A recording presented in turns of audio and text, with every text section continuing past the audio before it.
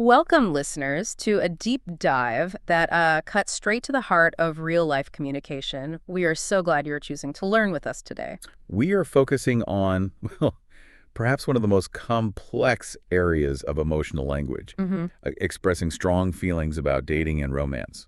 Yeah, this is where fluency really moves beyond just grammar rules and, into genuine human connection. Absolutely. This deep dive is brought to you by our channel, Native Ear. And we want you to think of Native Ear as your personal language guide. Our mission is to take these complicated, messy, real-world conversations and break them down. Right, into these focused audio lessons. Exactly. They're designed to help you deeply understand, easily remember, and most importantly, apply natural American English confidently in your daily life. And that ability to sound natural, especially when you're discussing these high-stakes feelings, that's really the key to true fluency. By the end of this lesson, you will confidently understand and use a whole range of common English phrases. These are the tools you need for expressing intense emotions, clearly asking for a chance or an opportunity. And just gracefully starting an important and sometimes very, very difficult conversation. Yes. And to guide us through all these intricate linguistic patterns, we have our expert instructor and analyst here. Thank you. I'm ready to break down this language. We aren't just looking at definitions today. We are analyzing the emotional register and, the social context. Right. Understanding how Marco and Jennifer use these phrases when they're feeling vulnerable. Well, that's the secret sauce to speaking like a native. That's the perfect goal. Yeah. So let me start with our opening curiosity question, designed for you, the learner. Have you ever tried to say something very important to a friend, maybe a big secret or a serious request, but you just didn't know how to start that conversation in English? That's such a common problem. It is. How do you smoothly transition from just casual talk to a major serious topic without it being awkward or, too formal? That is exactly the conversational skill we are mastering today. And these conversational tools, they really give you the confidence to manage those high-pressure moments effectively. We encourage you, our listener, to like this deep dive, subscribe to the Native Ear channel, and please share this lesson with your family and friends. When you share, you help others catch up on these useful lessons so they can improve their English communication right alongside you. So let's begin our deep dive. Okay, let's unpack this situation immediately. We are diving into our source material, a dynamic dialogue between two longtime friends, Marco and Jennifer. Right. The situation is a classic romantic dilemma. Marco is attempting to cross that line from friend to potential boyfriend. And this specific scenario is just an amazing linguistic case study. The language he uses is so highly charged with emotion, but the vocabulary, it stays simple and clear. Which is exactly what you need to master for real-life fluency. The specific setup is simple. Marco has already secured a reservation at a restaurant, but he's intentionally made sure that no one else from their usual group is coming. So he's set the stage. He's preparing to confess these deeply hidden feelings to Jennifer. Exactly. Okay, so listen very carefully now. We are going to read the complete dialogue for the first time. We'll read it slowly and clearly. And remember, our mission is to understand every single phrase. I'll be reading the part of Jennifer, and the host will be reading the part of Marco, the one confessing his love. Hey, you're early. Where's everyone? I thought this was a group dinner. Wait, you look nervous. Well, I told them not to come.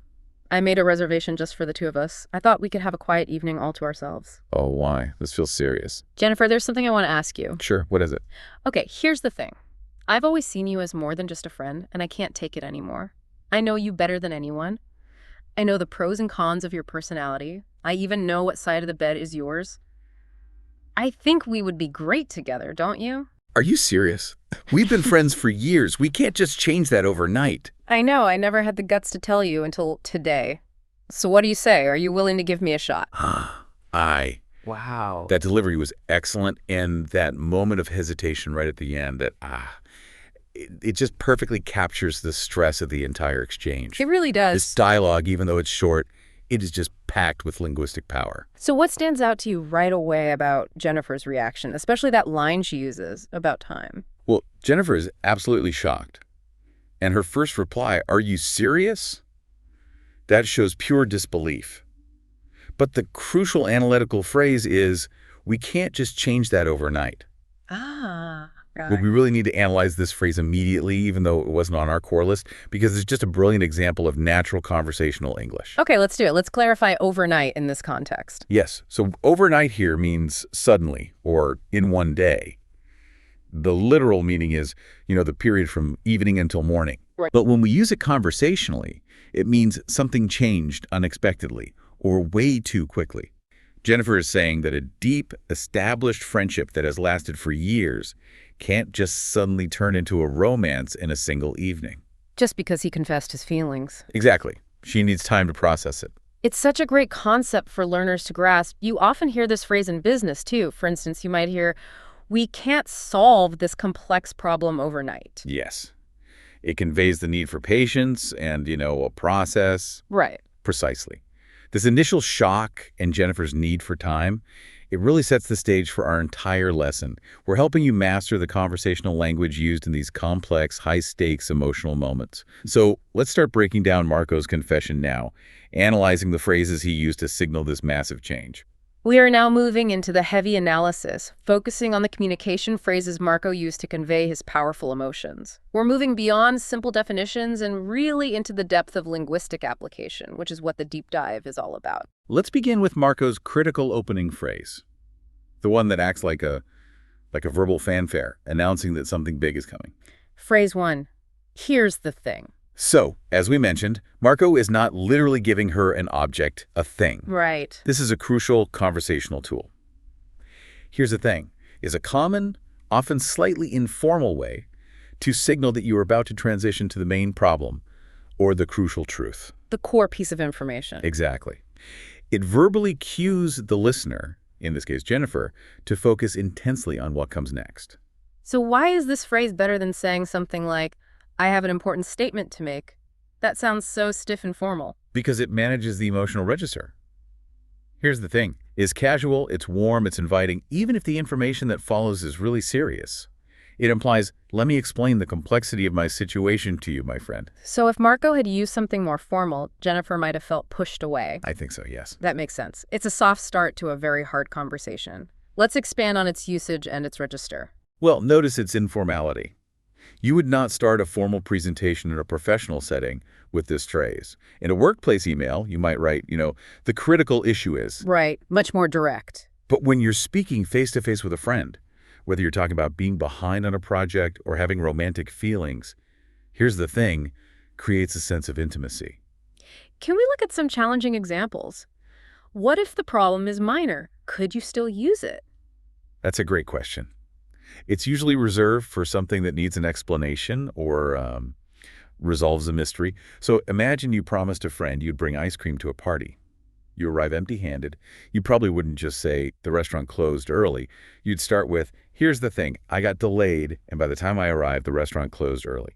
Ah, I see. It introduces the complication first. It sets up the excuse, almost. Absolutely. It's a rhetorical device that makes the main idea sound like a necessary conclusion, not just a fact. And in this dialogue, it immediately leads to the most intense part of Marco's whole speech. Okay, so that leads us to phrase 2, I can't take it anymore. Yes. This phrase is high intensity. The definition, as we know, means you cannot stand, tolerate, or handle a situation for another minute. It signals that your emotional resources are just completely depleted. So when Marco uses this, he is telling Jennifer that the stress of hiding his true romantic perception of her, that he's always seen you as more than just a friend, has reached a psychological breaking point. Right. Let's talk about the intensity spectrum.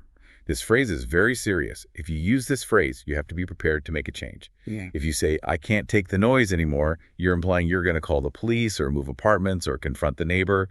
It carries weight. What if a friend is just complaining about something minor, a minor inconvenience? Could they use this phrase then?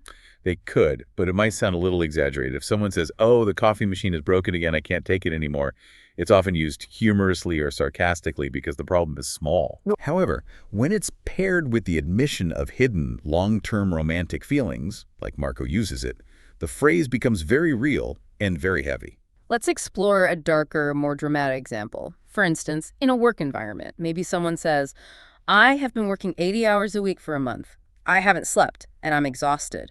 I can't take it anymore. I need to take a vacation immediately. That's perfect. Yeah. The intensity of the phrase matches the intensity of the problem. Now, if we link this to the vocabulary list, this emotional breaking point is often why people finally ask out someone they like or why they end a relationship. Because they just cannot tolerate the previous situation, the pressure of the silence any longer. Exactly. This transition leads us directly to Jennifer's emotional response, which is one of pure shock. Phrase 3, are you serious? This is a staple of conversational English, used primarily for expressing amazement or disbelief. It's the emotional equivalent of saying, is this 100% true? Jennifer is checking the reality of this situation. And let's focus on the intonation here. When you say this phrase, the tone of your voice completely changes the meaning. This is so vital for deep listening, for our native ear focus. Exactly. If Jennifer says, are you serious? With the stress on the last word and a rising pitch, she might be genuinely shocked or skeptical, implying, I don't believe you. But if she says, are you serious? With a lighter, slightly excited rising pitch. Then it could signal happy surprise, like when she heard some really good news. Right. Marco's confession definitely demands that skeptical, slightly overwhelmed tone. It's the sound of a person whose long-held assumptions that they are just friends have been violently shaken. And think about the register again. Are you serious? Is highly informal. If a government official announced an unexpected new law, a reporter would not shout, are you serious? No. The language of surprise has to be adapted to the setting. Let's practice some nuanced examples. Imagine someone is late for a meeting. If you say, you're late again, are you serious? That sounds frustrated and angry. But if your friend wins the lottery, you won $1 million, are you serious? That sounds thrilled. Same words, opposite emotion, purely dependent on the tone and the context. The key takeaway here is that for English fluency, you must not just know the words, you have to master the music of the words, the prosody, to convey the right emotion. Moving on, Marco admits why this confession took so long. He says he lacked courage. Phrase 4, have the guts to do something. This is a highly effective idiom. If you have the guts, you possess the bravery or courage to do a difficult, risky, or scary action.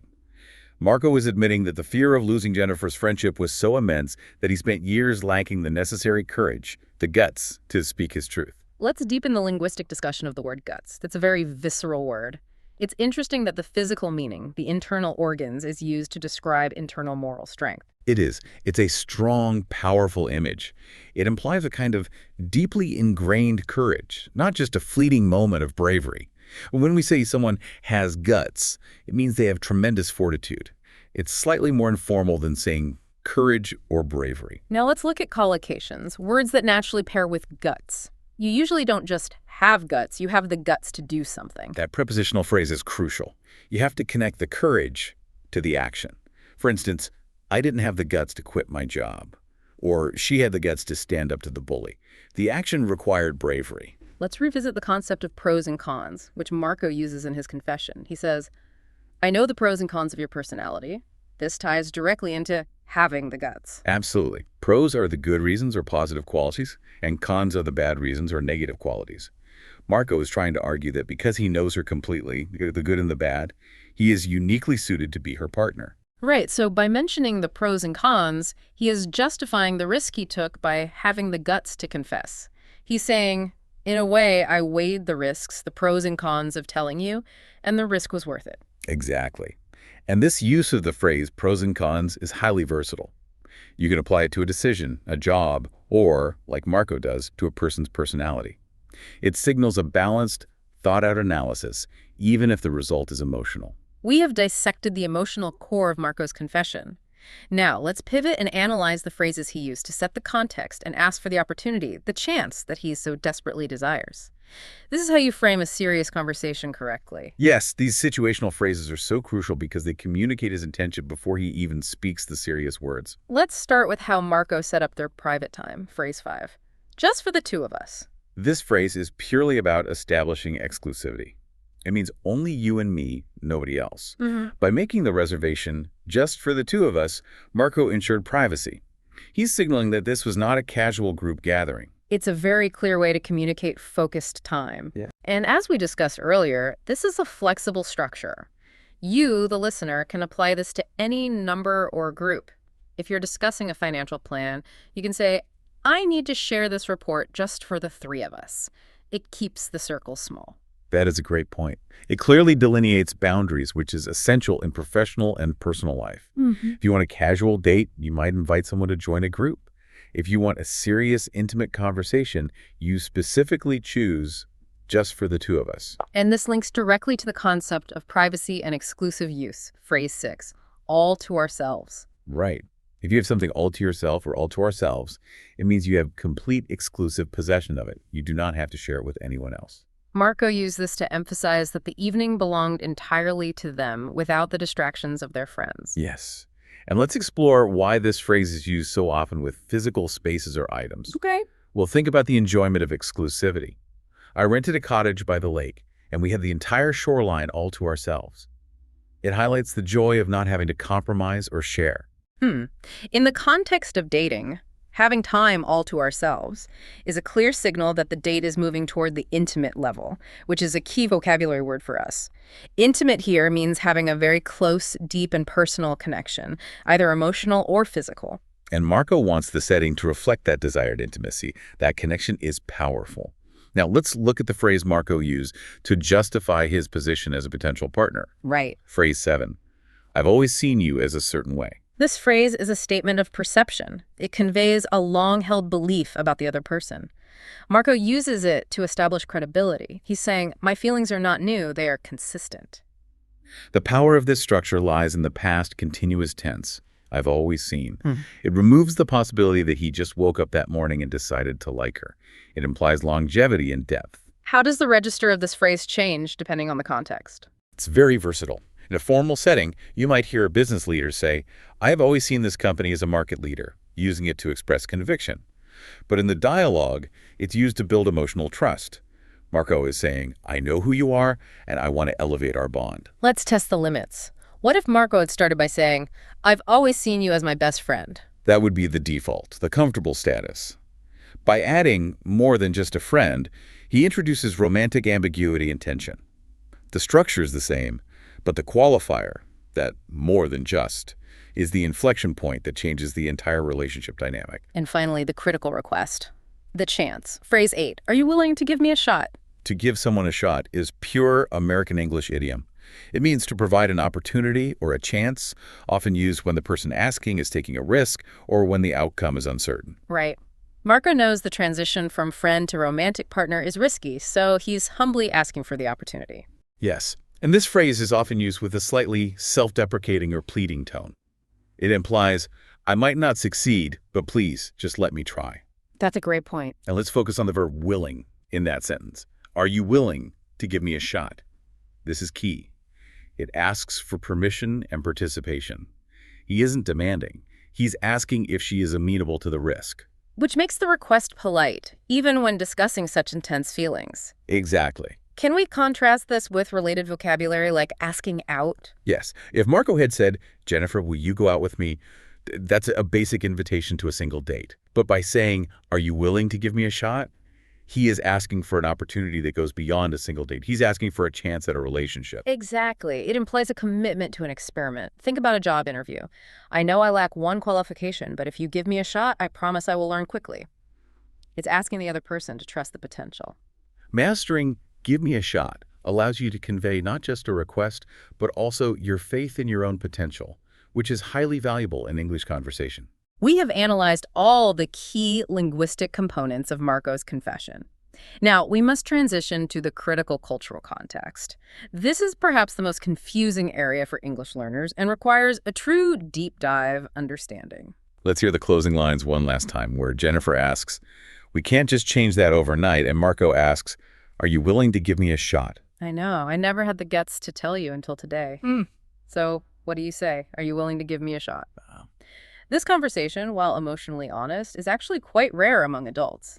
We need to discuss the cultural observation that defines modern adult dating in most English-speaking countries.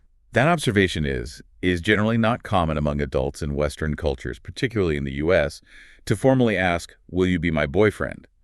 Or will you be my girlfriend? For our listeners, this is a massive piece of cultural information. If you use this formal asking phrase, it often sounds strained, awkward, or even juvenile, like something reserved for teenagers in high school. Right, we're defining their first formal relationship. So if they don't formally ask, How do people become exclusive? This is where the concept of the natural progression comes in. The relationship often just sort of happens naturally through shared time and increasing depth. Let's break down the typical stages, which involve a lot of ambiguity and subtle nonverbal cues. Okay. Stage one is often hanging out. Hanging out is a very informal phrase, meaning spending casual, unstructured time together. It might involve friends or not be just the two of you, but the intention is not yet confirmed as romantic. So if someone asks you to hang out, you should assume it is low pressure. It could be a friendly invitation or it could be a romantic test. The language is intentionally ambiguous. Exactly. Then you move to going out. Going out is the term used to describe actively dating someone. But even going out doesn't necessarily mean exclusivity. You might be going out with a few different people at the same time. The crucial moment that clarifies everything is often referred to as the DTR conversation. That stands for defining the relationship. Yes. The DTR is the moment, often prompted by one person after weeks or months of going out, where they ask a clarifying question. A question like, where is this going? Or, are we exclusive now? It is much more common to have a DTR conversation that clarifies the current status than it is to have a Marco-style single-moment confession that tries to launch a relationship. And when a relationship becomes serious, the markers are usually actions, not words. They stop seeing other people. They introduce each other to family or important colleagues. They consistently plan for the future, like booking a weekend trip for next month. Right. The length of time this process takes is highly variable, which adds to the confusion for non-native speakers. Some couples might become exclusive after 3 dates. Others might date casually for 6 months before they look with each other. Meaning they formally or informally become boyfriend and girlfriend. And this lack of a clear starting point can lead to a lot of miscommunication. Imagine a learner who hears Marco say, "Are you willing to give me a shot?" They might think that is the required phrase. But often the relationship has already been established through action before that serious conversation takes place. That's a critical distinction. Marco's confession is dramatic precisely because he is trying to skip that slow, natural progression. He is trying to make out our informal vocabulary for kissing with a friend he has never dated. That jump requires the guts, he mentioned. And that's why Jennifer uses the word overnight. She's reacting to the fact that he is trying to formalize a relationship without going through the expected stages of hanging out and going out. The historical context is fascinating here, too. You mentioned going steady. Yes, the phrase going steady is a fantastic historical comparison. Decades ago, particularly from the 1950s through the 1980s, asking someone to go steady was the formal step to becoming an exclusive, stable couple. It eliminated all the ambiguity. Right. And today, if you use the phrase going steady, you will likely get a laugh or at least some confusion. It is completely old-fashioned, which highlights how rapidly the social rules of language can change, even when the vocabulary stays the same. So for our listener, the key is to prioritize actions over labels. Pay attention to how often the person asks you out, whether they want the time just for the two of us, and whether they introduce you to their close circle. Those are the subtle modern cues of serious romantic intent. The DTR conversation, when it happens, is usually about confirmation of an existing reality rather than the creation of a brand new reality, which is what Marco is attempting to do. Well said. We have woven much of our essential vocabulary into the deep discussion sections, showing you exactly how these words are used in context. We will now use this segment to quickly reinforce those terms and expand on related phrasing, ensuring you have the full toolkit for dating and romance in English. We want to move these words from just recognition to active use, providing clear definitions one more time. Let's begin with the term we pulled directly from Marco's dialogue, which refers to evaluating the good and the bad. Pros and cons. These are the arguments for pros and the arguments against cons. A decision, an idea, or a person's qualities. You use it when you're discussing a balanced review. Next, the phrase for the status of being in a relationship. Going out. This means you are actively dating someone. But remember, it can sometimes be casual or it can be exclusive. Example, are they still going out? Okay, the action of initiating the date. Ask out. To formally invite someone to join you on a romantic date. This usually comes before the going out status. For example, she finally worked up the courage to ask him out to the movies. An informal term for entering the relationship phase. Get with. This is an informal, colloquial phrase meaning to become someone's boyfriend or girlfriend, or simply to start dating them seriously. It's very common among younger English speakers. The descriptive term for a deep connection. Intimate. Having a very close, deep, and warm relationship, either emotionally or physically. You can have an intimate relationship or share an intimate secret. It suggests a high level of closeness. Okay, and finally, a very common informal term for physical affection, often associated with the early stages of dating. Make out. To make out is an informal way to say to kiss, and it usually implies a passionate or lengthy kiss, especially in a private setting. Mastering this vocabulary allows you to move smoothly between the casual descriptions of dating, like hanging out, and this serious, high-stakes language of emotional confession, like I can't take it anymore. We want to emphasize the usefulness of these words for you. As you continue to watch English language media and listen to conversations, the nuance of romantic interactions will become immediately clear because you understand the register and the intensity of the language being used. Exactly. What a deep dive. We have covered massive ground today, moving from the dramatic confession all the way to the cultural landscape of modern adult dating. We learned how to set up a serious conversation with the informal yet powerful. Here's the thing.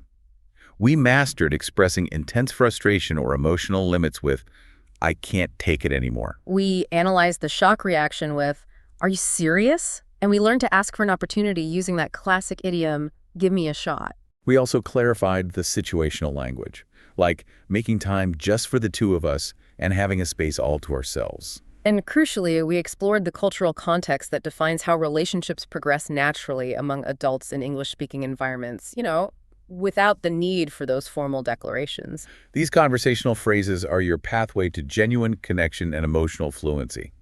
They allow you to participate authentically in these complex real-life exchanges.